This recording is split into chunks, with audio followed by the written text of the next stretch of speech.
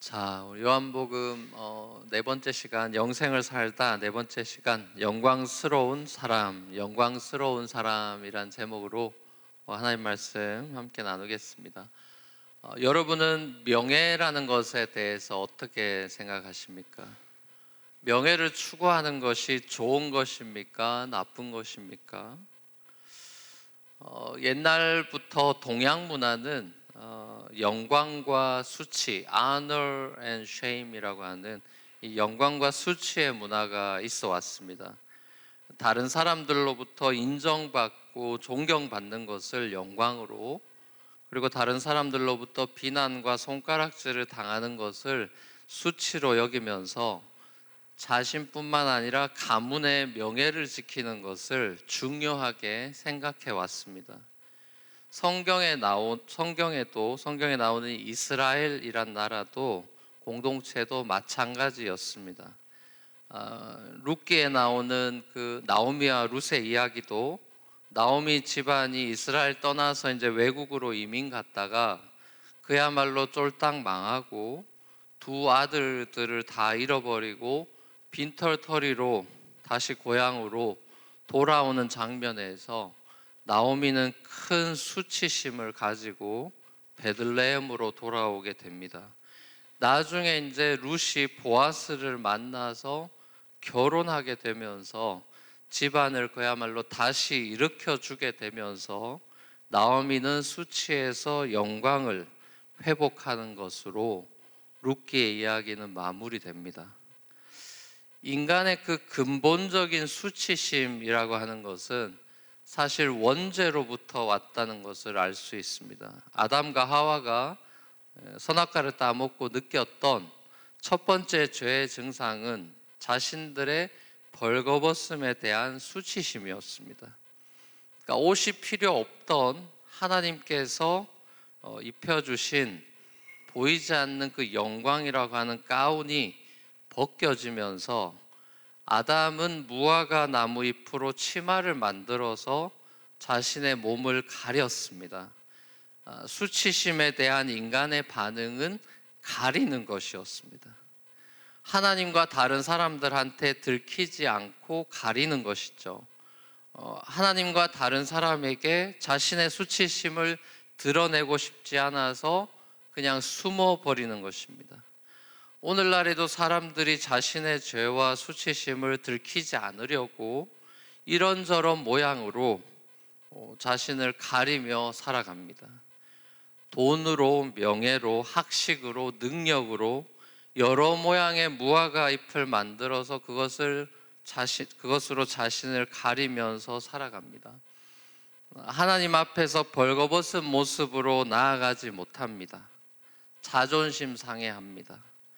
그렇게 자신의 수치를 가리고 명예를 지키려고 합니다. 아무리 가려도 언젠가는 죄라는 것은 반드시 드러나는 법이죠. 얼마 전에 이제 영화 그 살인의 추억이라는 영화의 모티프가 되었던 그 화성 연쇄 살인 사건의 진범이 밝혀지는 것을 우리가 봤지 않습니까? 공의 하나님께서 이 땅의 죄에 대해서 그냥 눈 감고 넘어가지 않으십니다. 이 땅에서 혹은 마지막 심판 때에 다 공의롭게 처리하신다는 사실을 성경은 거듭거듭 강조합니다. 죄로 인한 수치심으로 무화과 나무 잎으로 가리고 나무 뒤에 숨어버린 아담과 하와를 하나님께서 찾아오셔서 그들에게 친히 가죽옷을 지어 입혀주셨습니다. 죄에 대한 대가를 치르게는 하시지만 그들에게 다시금 하나님의 자녀로서의 명예는 회복시켜 주시죠. 우리가 잘 알다시피 가죽옷이라는 것은 그리스도의 희생에 대한 예표요 그림자입니다. 동물의 피를 흘려서 죽여서 얻은 가죽으로 옷을 지어 입혔다라는 것은 십자가에서 우리 죄를 위해서 피 흘려 죽으신 그리스도로 옷 입게 될 하나님의 자녀들에 대한 원시 복음적인 상징입니다. 그러니까 인간의 수치라는 것은 하나님과 같이 되려고 스스로를 높이려고 스스로 영광을 취하려고 하나님의 말씀에 순종하지 않은 그 원죄에 기원한 것인데, 이 죄의 문제, 이 수치의 문제는 인간의 노력으로 해결되거나 가려질 수 있는 것이 아니라 그리스도의 희생을 통한 하나님의 용서의 옷을 입어야만 인간은 영광을 되찾게 된다는 것을 성경은 우리에게 말씀해 주고 있습니다. 요한복음에서 우리는 이 요한복음의 큰 주제인 믿음을 통한 영생이라는 것에 대해서 우리가 매주 다루고 생각하고 있습니다. 그리고 이 영생이라는 주제는 영광이라는 주제와 매우 깊은 관련이 있다는 것을 우리가 요한복음에서 발견할 수 있습니다. 전통적으로 요한복음 전반부 1장에서 12장까지를 이제 표적의 책, 세븐 사인이 나오는 표적의 책, 그리고 후반부인 13에서 21장까지를 제가 첫 시간에서 이제 사인 패션으로 외우자 그렇게 얘기했었죠. 예수님의 순환에 관한 그 기록들이 후반부에 다 나와 있는데, 그것을 다르게 또 많이 닉네임을 붙이는 후반부의 이름이 영광의 책입니다. 그러니까 앞부분을 표적의 책, 뒷부분을 영광의 책이라고 이렇게 구별을 보통 하는데, 사실상 표적이라는 것도 하나님과 아들의 영광을 드러낸다는 점에서 요한복음 전체를 영광의 책이라고 불러도 좋겠다 싶습니다. 먼저 1장에서 우리는 예수님께서 아버지의 외아들의 독생자의 영광이다라고 요한이 증언하는 것을 보죠. 요한복음 1장 14절에 유명한 말씀이 이렇게 기록되어 있습니다. 같이 한번 읽어볼까요? 시작.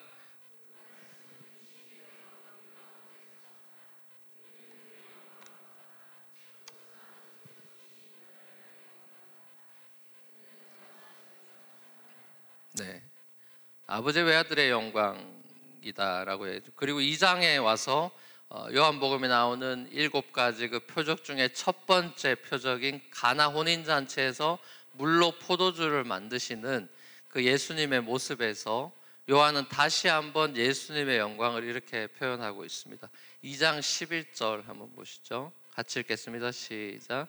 예수께서 이 첫 번 표징을 갈릴리 가나에서 행하여 자기의 영광을 드러내시니 그의 제자들이 그를 믿게 되었다. 예. 표징을 드러냈을 때 수만 사람이 믿었다라고 핀포인팅하지 않고 그의 제자들이 믿게 되었다. 어쩌면 예수님의 그 존재를 제자들이 믿기를 원하셨던 것일 수도 있겠다 싶습니다. 4장에 넘어오면 이제 우리가 봤던 수가성 우물가 사마리아 여인의 이야기에서도 예수님께서는 수치심과 외로움 등으로 점철되어 있던 그 가련한 여인에게 삶의 영광을 회복시켜 주시는 모습을 우리가 보았죠. 또 같은 장에 나오는 왕의 신하의 아들을 살려주는 그런 표적이나, 또 5장에 나오는 베데스다 연못가에 38년 된 병자를 고쳐주시는 장면이나, 또 8장의 간음의 현장에서 붙잡혀온 여인에게 정죄 대신에 죄 없는 자가 돌로 쳐라라는 유명한 그 말씀을 하시고 정죄 대신에 용서를 베풀어 주는 그런 장면이나, 또 9장에 나오는 날 때부터 맹인된 사람을 눈뜨게 하는 장면, 이런 장면들은 전부 다 이 사회가 주는 수치심에 시달리고 살던 연약한 사람들에게 인간 본연의 영광을 회복시켜주는 장면이라고 볼 수 있습니다. 또한 이 오병이어 사건이나, 또 무리를 거르시는 표적이나, 또 죽은 나사로, 마지막 표적인 죽은 나사로 살리는 이런 표적은 가나 혼인잔치 첫 번째 표적처럼 예수님께서 생명과 자연의 주인이라는 그 하나님의 아들로서의 영광을 드러내는 것이죠. 특별히 이제 마지막 7번째 표적인 죽은 나사로를 살리는 그 에피소드에서 예수님께서 이 나사로의 누이들이 보낸, 이 마르다 마리아가 보낸 사람한테 이런 말씀을 하는 장면이 나옵니다. 요한복음 11장 4절 같이 한번 읽어보겠습니다. 시작.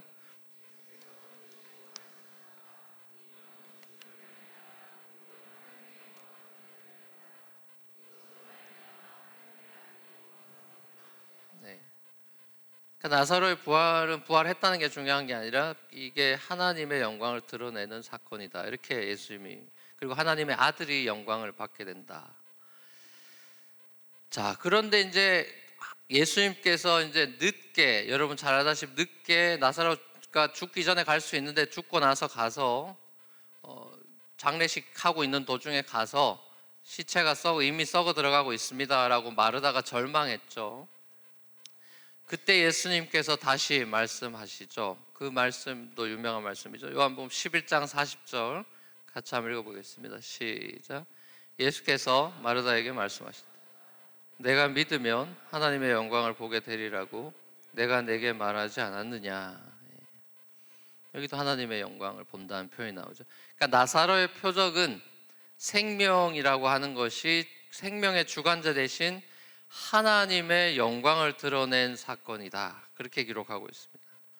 자, 그런데 그렇게 자신의 영광을 드러내신 예수님께서 5장 41절에 보면 본인은 사람한테서 영광을 받지 않는다라는 말씀을 합니다. 또 8장에서도 예수님은 자기의 영광을 구하지 않는다라는 점을 분명히 밝히고 있다는 것이 약간 컴플리케이트합니다. 요한복음 5장 41절 같이 한번 읽어보겠습니다. 시작. 나는 사람에게서 영광을 받지 않는다. 요한복음 8장 50절 시작.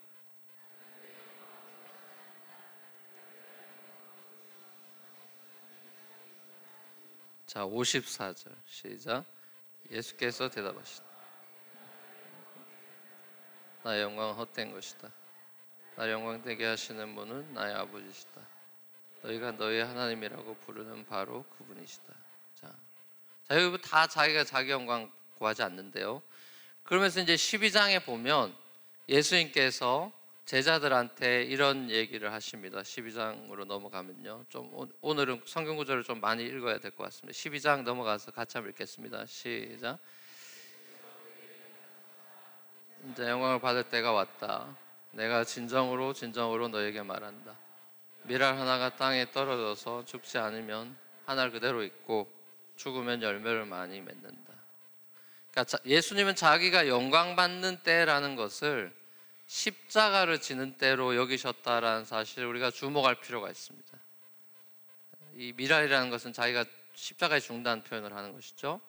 자, 그러면서 이제 그 밀알 얘기하시고 곧바로 또 다시 이런 말씀을 27절, 28절에서 하셨습니다. 같이 한번 읽어볼까요? 시작.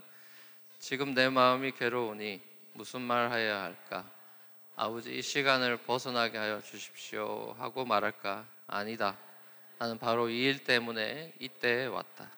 아버지의 이름을 영광스럽게 드러내십시오.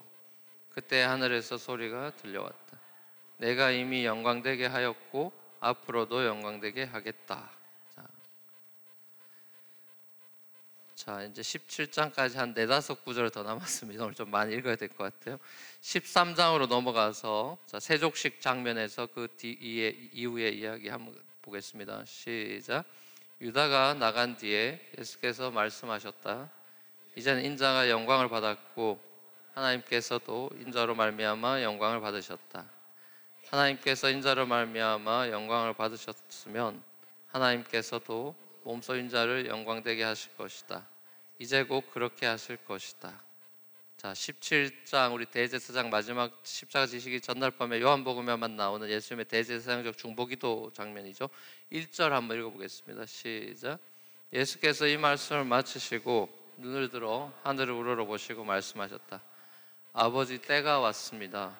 아버지의 아들을 영광되게 하셔서 아들이 아버지께 영광을 돌리게 하여 주십시오.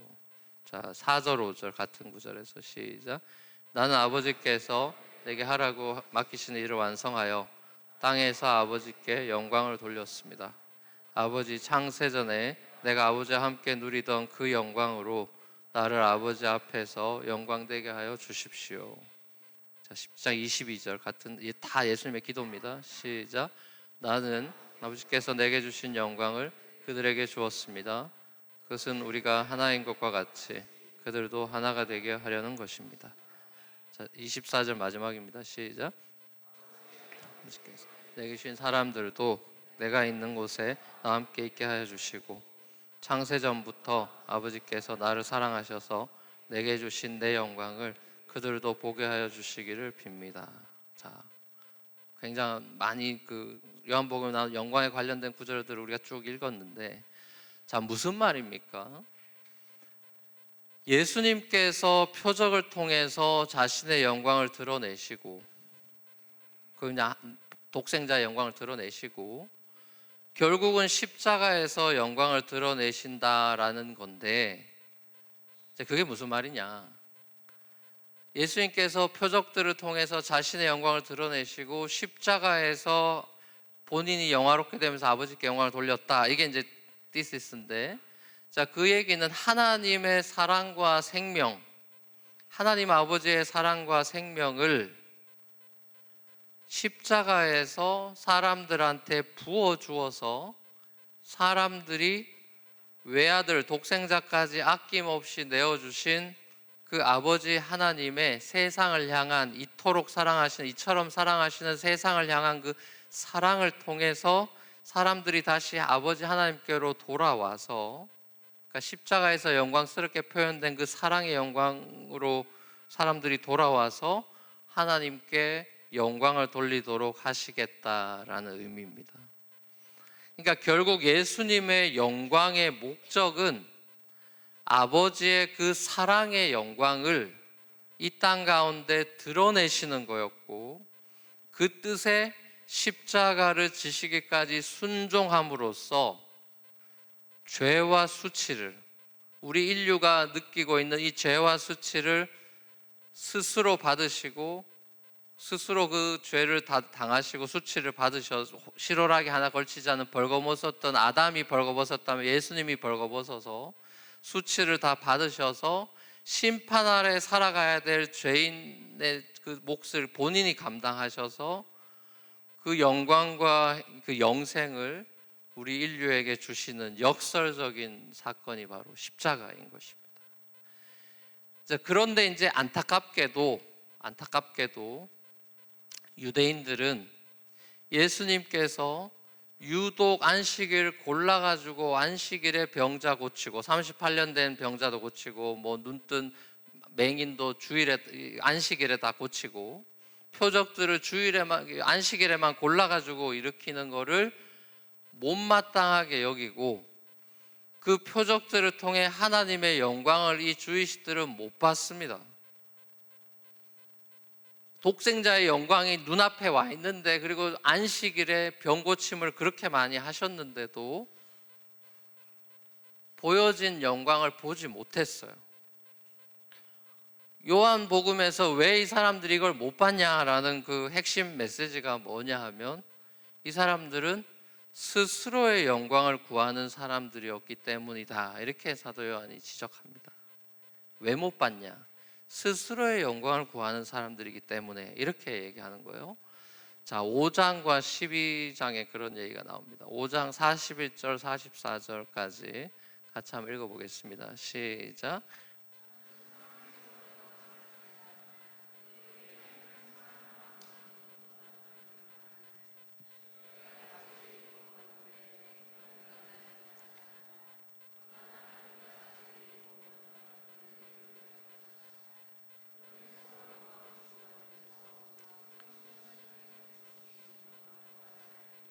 어떻게 믿을 수 있겠느냐? 자, 43절, 12장 43절 시작. 하나님의 영광보다도 사람의 영광을 더 사랑하였다. 예수님께서는 유대인들이 예수님의 그 수많은 표적들을 다 봤는데도, 보면서도, 안식일에 38년 된 사람이 도저히 아무도 고칠 수 없는 병을 고치고 기적이 일어났는데도 예수님을 하나님의 아들로 믿지 않는 그 이유에 대해서 이 사람들은 처음부터 끝까지 사람들로부터 얻는 명예와 영광을 구하는 사람들이지 하나님께서 주시는 명예와 영광을 구하지 않는 사람들이라서 그렇다라고 얘기한다는 거예요. 제가 서두에 그 설교 서두에 질문했던 기억 나십니까? 명예, honor. 명예가 좋은 것입니까? 나쁜 것입니까? 명예와 영광이라는 것은 다른 사람들로부터 그 누구보다 더 많은 어떤 그런 인기를 얻어서 팔로워가 많아지는 것이 명예와 영광이 아닙니다. 참된 명예와 영광이란 십자가를 지기까지 누군가를 위해서 희생하고 죽을 수 있는 사랑입니다. 그것이 참된 명예와 영광이에요.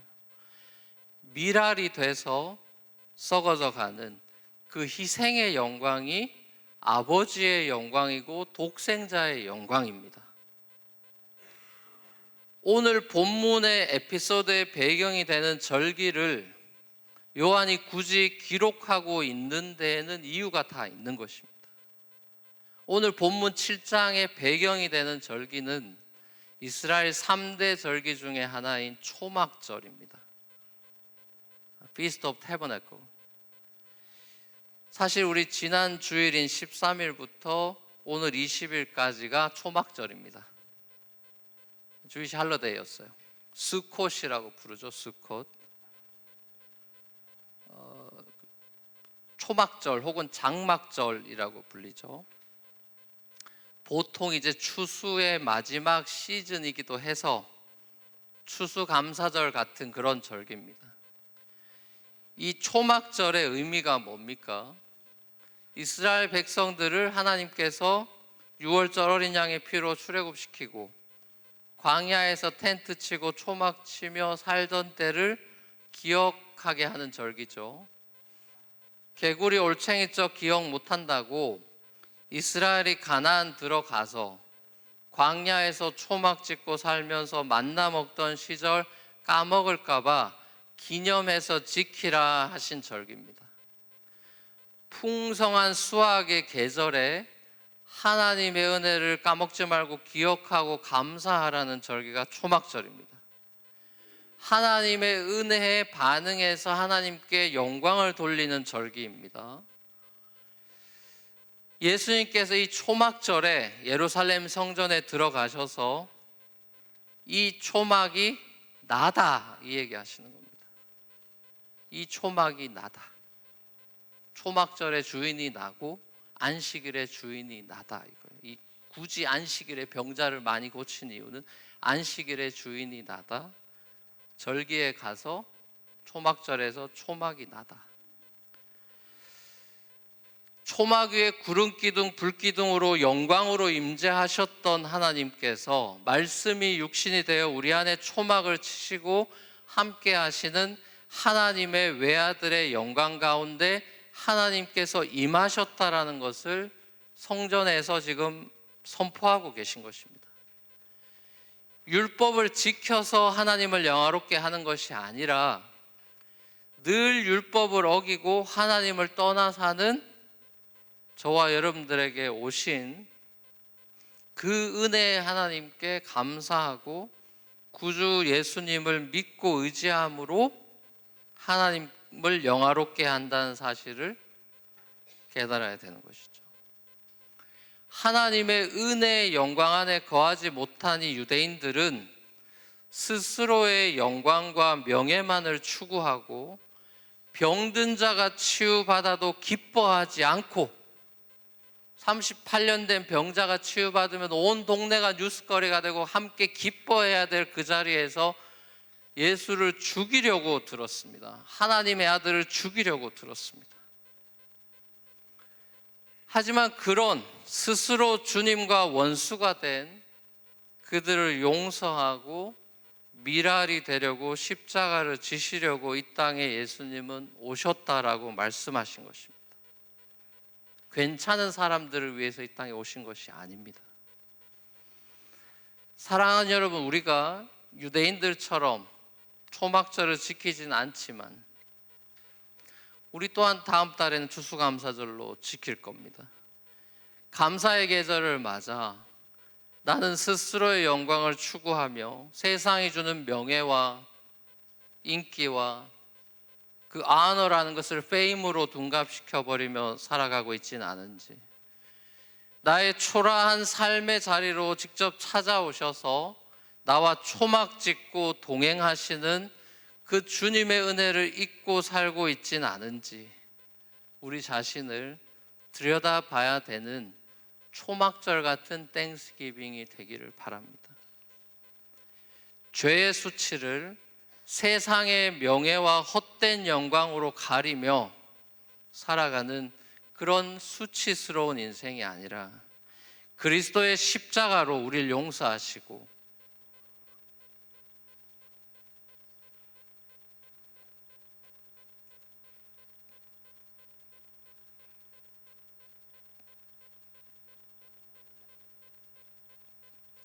그 예수 그리스도의 피로 우리를 영화롭게 하실, 우리 스스로가 명예와 헛된 영광을 추구해서 우리가 영화롭게 되고 명예로운 사람이 되는 것이 아니라 우리 이 죄인된 저와 여러분들을 용서하시고 그 피로 우리를 영화롭게 하실 그 하나님의 집요한 은혜를 붙들고 찬송하며 감사로 반응해서 하나님의 자녀로 하나님의 명예와 영광을 추구하며 영생을 살아가는 저와 여러분들 될 수 있기를 주 예수 그리스도로 간절히 축원합니다.